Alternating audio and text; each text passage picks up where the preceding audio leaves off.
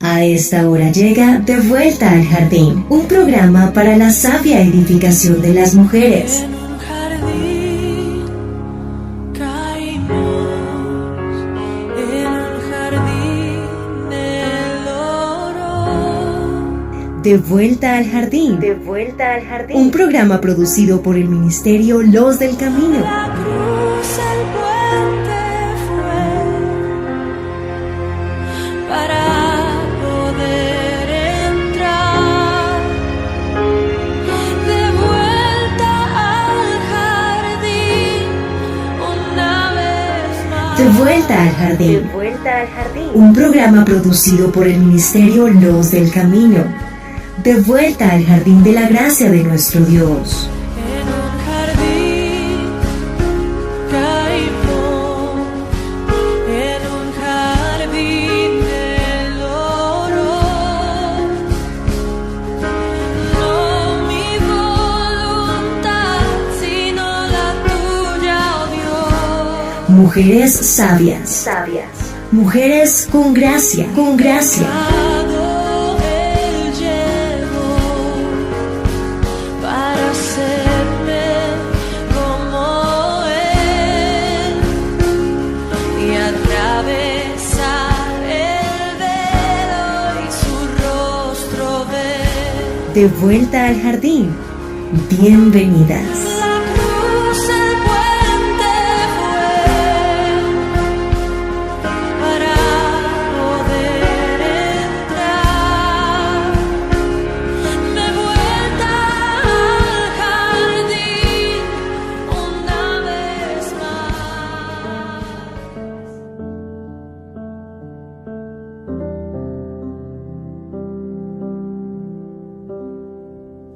Yo te di la tierra y formé tu cuerpo, en ti soplé vida y te di sustento. Vi que estabas solo, te di compañía, paseábamos juntos, tú me conocías. Yo te di la tierra sin ninguna enfermedad y a la muerte nunca te la ibas a encontrar. Yo te lo di todo para que fueras feliz y con tu pecado maldijiste tu vivir. Elizabeth Peña, de 16 años, y Jennifer Herman, de 14, cometieron el error de tomar un atajo. Eran las 11:30 de una noche calurosa y húmeda de junio. Las dos acababan de salir de una fiesta en casa de un amigo. Llamaron primero para avisar a sus madres que estaban en camino. Nunca llegaron. Elizabeth y Jennifer tomaron un atajo por una zona boscosa cerca del pantano Walk en Houston, Texas, y de pronto se encontraron con un ritual de iniciación de la pandilla Negros y Blancos. Los miembros de la pandilla habían ido a esa zona despoblada para tomar cerveza y admitir nuevos miembros en una ceremonia que consistía en el intercambio de puñetazos entre los que eran iniciados y los demás miembros. La reunión de la pandilla recién se dispersaba cuando aparecieron las jóvenes. «Agarrémoslas», gritó uno de los miembros de la pandilla. Los cuerpos desnudos de Elizabeth y Jennifer fueron encontrados 4 días más tarde. Ambas habían sido violadas repetidas veces y estranguladas, una con un cinturón, la otra con un cordón de zapato. Aparentemente no habían muerto instantáneamente. Un portavoz de la policía informó: para asegurarse de que ambas estuvieran muertas, los presuntos asesinos se pusieron de pie encima de los cuellos de las jóvenes. La edad de los 6 miembros de la pandilla, que según la policía participaron todos en la violación y que fueron acusados de los asesinatos, oscilaba entre los 14 y los 18 años de edad. Uno de los miembros de la pandilla había aparecido en un programa de televisión local el día antes de los asesinatos. Levantando una cerveza en alto, se jactó ante las cámaras diciendo: «La vida no vale nada. Otro de los muchachos, al enterarse de que podrían acusarlo de asesinato, supuestamente exclamó: «¡Fantástico! Ahora estamos entre los grandes». Esta historia es una pequeña muestra de la masculinidad rota que se levanta en venganza y ejerce violencia contra las mujeres. Estamos de vuelta al jardín, una nueva edición de este programa. Usted es muy bienvenida. Mujeres sabias, mujeres con gracia, de vuelta al jardín. Entonces fueron abiertos los ojos de ambos y conocieron que estaban desnudos. Entonces cosieron hojas de higuera y se hicieron delantales. Y oyeron la voz de Jehová Dios que se paseaba en el huerto al aire del día. Y el hombre y su mujer se escondieron de la presencia de Jehová Dios entre los árboles del huerto. Mas Jehová Dios llamó al hombre y le dijo: ¿Dónde estás tú? Y él respondió: Oí tu voz en el huerto y tuve miedo, porque estaba desnudo y me escondí. Y Dios le dijo: ¿Quién te enseñó que estabas desnudo? ¿Has comido del árbol del que yo te mandé no comieses? Y el hombre respondió: La mujer que me diste por compañera me dio del árbol y comí. Entonces Jehová Dios dijo a la mujer: ¿Qué es lo que has hecho? Y dijo: La serpiente me engañó y comí. Génesis 3, versículos del 7 al 12. Y empezamos esta serie de programas donde vamos a hablar acerca de las consecuencias de la desobediencia y del pecado de Adán y Eva. Y una de esas consecuencias, y la primera, fue que Adán y Eva fueron avergonzados. Nunca más la vida sería la misma. No solo la vida de ellos, sino también la de toda la humanidad. Cuando fueron abiertos sus ojos, y no solo sus ojos físicos, sino los de la conciencia, Adán y Eva se dieron cuenta de que era demasiado tarde. Su corazón les hirió y les hizo entender que lo que habían hecho era una completa locura.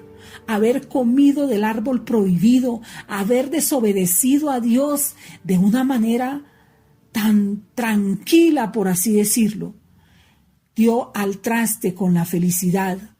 La felicidad se fue, vino la caída y vino la miseria con ella. Al verse ellos desnudos, comprendieron que estaban desposeídos, desnudados de todos los honores y encantos del paraíso. Ellos experimentaron la vergüenza que trae el desprecio y la reprensión de los cielos, de la tierra y de su propia conciencia. Amada mía, cuánta deshonra, desazón, malestar trae el pecado. Lo único que produce el pecado es daño. Adán y Eva cayeron en manos de Satanás. Y si fue cierto como Satanás les dijo, que sus ojos serían abiertos, pero fueron abiertos para su vergüenza y para su desgracia. A partir de este momento se desencadenaron una serie de hechos, todos a la menos desafortunados y a la más enormemente costosos para la vida de Adán, para la vida de Eva, pero también para la vida de toda la humanidad. Cuando Adán y Eva se vieron desnudos, decidieron coser hojas de higuera. Ellos querían por lo menos cubrir en algo la vergüenza que les traía la confusión. Es increíble cómo cuando pecamos nos preocupamos más por cuidar nuestro prestigio que por buscar el perdón de Dios. Es como si dijéramos: si hay pecado, que no se note. Increíble. En nuestro orgullo nos excusamos, nos victimizamos o nos autojustificamos. No arreglamos el asunto, sino por el contrario, agravamos nuestras faltas con actuaciones vanas y frívolas, aumentando nuestra vergüenza. Detente por un momento y piensa, ¿será que unas hojitas de higuera iban a tapar la magnitud de las consecuencias de la desobediencia a Dios? Obviamente que no. Al escuchar la voz de Dios, el miedo invadió a Adán y Eva. Dios no se presenta con ruido, sino de un modo apacible. ¿Cuántas veces Dios, a través de la voz cálida y dulce del Espíritu Santo, nos ha reargüido acerca de nuestros pecados, nos ha hecho entender lo mal que están nuestras actuaciones? Yo lo he experimentado en mi propia vida. Cuando he pecado, el Espíritu Santo me reargüye de una manera tan sutil y tan afable que trae profundo dolor a mi corazón.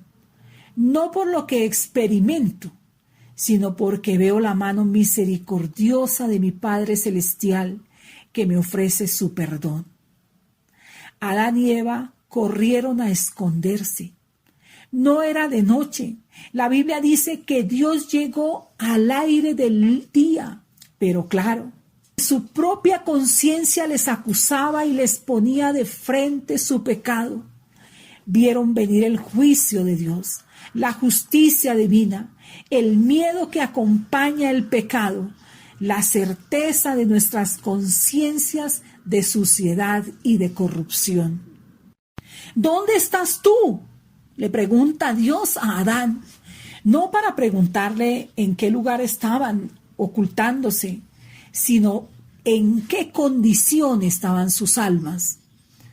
¿Cuánto bien hace a nuestras vidas saber en qué condición estamos frente a Dios? Y si nuestros pecados nos han alejado de Él, correr y volvernos a Él. Él nos está esperando. Él nos va a conceder el perdón. Él va a hacer que nosotros aprendamos. Un Adán tembloroso responde al oír la voz de Dios en el huerto y le dice: oí tu voz en el huerto y tuve miedo, porque estaba desnudo y me escondí. Adán no se responsabiliza de su culpa, pero de alguna manera confiesa lo que ha hecho al expresar, de algún modo, su miedo y su vergüenza. Dios encara a Adán y le pregunta: ¿quién te enseñó que estabas desnudo? ¿Has comido del árbol que yo te mandé que no comieses? No es que Dios no conozca nuestros pecados, amada mía. Él no pregunta porque no conozca, no, sino que Él quiere oírlo de nuestros propios labios. Y Él demanda para el perdón una confesión sincera. No busca Él quedar informado, no, sino que Él busca que nosotros quedemos humillados, porque Él no echa fuera un corazón contrito y humillado. Mujeres sabias, mujeres con gracia, de vuelta al jardín. Existe una doctrina llamada la del pecado original. Esta doctrina le da sentido a la historia del mundo y a la obra creadora de Dios, y dice que toda persona, en todas partes y en todos los tiempos, desde la caída de nuestros primeros padres en pecado, tiene una depravación innata de corazón, congénita, connatural, que nace con cada ser humano. No es adquirida por experiencia, sino que son los atributos propios de cada persona con los que nace. Esta depravación la guía a pecar tan pronto como puede. Esta es la más importante de las consecuencias que debió asumir la humanidad producto de la desobediencia de Adán y el juicio de Dios sobre esta desobediencia. Como nos lo enseña Romanos 3:10, como está escrito: no hay justo, ni aun uno, no hay quien entienda, no hay quien busque a Dios. Todos se desviaron a una, se hicieron inútiles, no hay quien haga lo bueno, no hay ni siquiera uno. Todos y todas hemos deshonrado tanto a nuestro Creador mediante nuestro pecado, que estamos bajo eterna condenación. a menos que encontremos perdón en el Redentor y lo convirtamos en nuestra vocación para resistir el pecado mediante su poder. A partir de la desobediencia de nuestros primeros padres, Adán y Eva, guardamos una abundancia habitual de todo lo que es malo en las palabras, pues están llenas de crueldad, de engaño y de maldición. Desde el primer momento de la caída, no hemos sabido estar en paz con nuestros prójimos, pero tampoco con nosotros mismos. Fuimos hechos esclavos del pecado y cerramos nuestros ojos y oídos a lo que nos conviene. En palabras de Ernest Trenchard, al faltar santo temor de Dios, la vida gira sobre el eje descentralizado del egoísmo, con desastrosos resultados para la vida moral, psicológica, social y física del hombre. Dios hizo al hombre bueno, no creó un hombre depravado. Dios proveyó todo lo que él necesitaba para su vida, para ser feliz. Él fue generoso con nosotros, él no fue reacio. Como ya lo estudiamos en nuestros programas sobre la creación, el Señor actuó de una manera tan misericordiosa, tan amorosa, con un cuidado tan especial por su creación. Él no nos negó nada, Él nos lo entregó todo. Teníamos todo a la mano. Pero como ya lo sabemos, en un momento de desobediencia inexplicable, Adán y Eva comen del árbol prohibido del conocimiento del bien y el mal. Su inocencia se desvaneció, sus ojos fueron abiertos y supieron que estaban desnudos. Detengámonos brevemente en el árbol prohibido, llamado el árbol del conocimiento del bien y del mal, como ya lo estudiamos en Génesis 2:17. Y que tiene un significado distintivo en el Antiguo Testamento. El conocimiento del bien y del mal se refiere a la habilidad, a la capacidad y al derecho de determinar por uno mismo qué es bueno y qué es malo, qué es útil y dañino. En resumen, es decidir. Por tanto, lo que Dios estaba prohibiendo no era un fruto del árbol, sino lo que el fruto simbolizaba. Comer del árbol del conocimiento del bien y del mal significó rechazar a Dios como el Padre que nos cuida, que conoce qué es bueno para nosotros, y ponernos nosotros en su lugar. Lo que Dios prohibía al hombre fue cambiar de papel con él, tratar de tomar su lugar, de destronarlo, de hacer lo mismo que hizo Satanás. Dios lo que quería era que confiáramos plenamente en Él. La relación de Adán y Eva se dañó. La última vez que la Biblia cuenta que Adán y Eva se pusieron de acuerdo en algún asunto fue cuando se pusieron de acuerdo para desobedecerle a Dios. Amada mía, ¿no le parece eso muy terrible? Que uno solamente se ponga de acuerdo con su esposo para pelear, para discutir, para no tomar buenas decisiones, para pecar, para desagradar a Dios. ¿No le parece eso muy duro? Repetimos el mismo ejemplo de Adán y Eva. Ellos se culpaban el uno al otro. Las maldiciones de Dios cayeron sobre ellos, pues su primer hijo fue un asesino y fugitivo. Imagínese usted la tragedia tan grande en el matrimonio de Adán y de Eva. Definitivamente la generalidad del pecado y la miseria en el mundo se debe a la caída de nuestros primeros padres en desobediencia. Ahí empezó una rencilla terrible entre el hombre y la mujer. La mujer a dominarlo y el hombre a no dejarse dominar.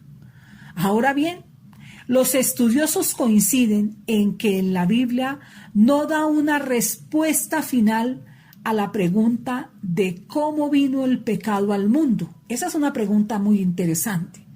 Todo el mundo dice, pero bueno, ¿de dónde viene el mal? Y tampoco se nos dice nada de cómo ocurrió el primer acto de maldad. La Biblia no lo registra. El origen supremo del pecado está envuelto en las tinieblas del pasado eterno y es un total misterio. Así como tampoco sabemos cómo es transmitido el pecado de Adán a sus generaciones posteriores. A este punto es importante añadir que hay misterios para el hombre que Dios no ha querido revelar y que no va a revelar hasta que Él decida. Él dice, como tú no sabes cuál es el camino del viento, o cómo crecen los huesos en el vientre de la mujer encinta, así ignoras la obra de Dios, el cual hace todas las cosas. Por eso es que es un misterio de cómo nace el mal y de cómo se transmite ese mal después de Adán, de generación en generación. Eclesiastés 11:5 lo dice, es el versículo que acabo de resaltar, donde dice, ignoras la obra de Dios, el cual hace todas las cosas. Claro que el libro de Romanos, en el capítulo 5, versículos 12 al 18, nos dice, por tanto, como el pecado entró en el mundo por un hombre, y por el pecado la muerte, así la muerte pasó a todos los hombres por cuanto todos pecaron. Pues antes de la ley había pecado en el mundo, pero donde no hay ley no se inculpa de pecado. No obstante, reinó la muerte desde Adán hasta Moisés, aun en los que no pecaron a la manera de la transgresión de Adán, el cual es figura del que había de venir. Pero el don no fue como la transgresión, porque si por la transgresión de aquel uno murieron los muchos, abundaron mucho más para los muchos la gracia y el don de Dios por la gracia de un hombre, Jesucristo. Y con el don no sucede como en el caso de aquel uno que pecó, porque ciertamente el juicio vino a causa de un solo pecado para condenación, pero el don vino a causa de muchas transgresiones para la justificación.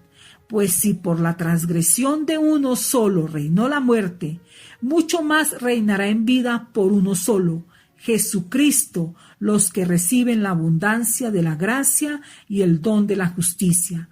Así que, como por la transgresión de uno vino la condenación a todos los hombres, de la misma manera, por la justicia de uno, vino a todos los hombres la justificación de la vida. Mire, lo enseña Romanos 5:12 dice, el pecado entró en el mundo por un hombre y por el pecado la muerte. El versículo 15 nos dice, por la transgresión de uno murieron los muchos. El versículo 16, el juicio surgió a causa de una transgresión resultando en condenación. El versículo 17, por la transgresión de uno, por este reinó la muerte. Y el versículo 18 y 19 nos dicen, por una transgresión resultó la condenación de todos los hombres, y la desobediencia de un hombre, los muchos fueron constituidos pecadores. Dios como creador fue quien determinó la unidad entre Adán y su descendencia y la transmisión de generación en generación de esa falta fatal. Simplemente Dios dice que así es y la Biblia asume que confiaremos en la justicia de Dios, pues fue Él quien sujetó a todos los hombres y mujeres, a la condición de Adán. Siempre nos haremos la pregunta sobre la responsabilidad moral y de determinación de Dios de sujetar a la humanidad al pecado y a la miseria. Pero también es verdad que Dios no añadió un principio malvado al hombre cuando cayó Adán. la depravación del corazón humano no se debe a una adición, sino a una privación.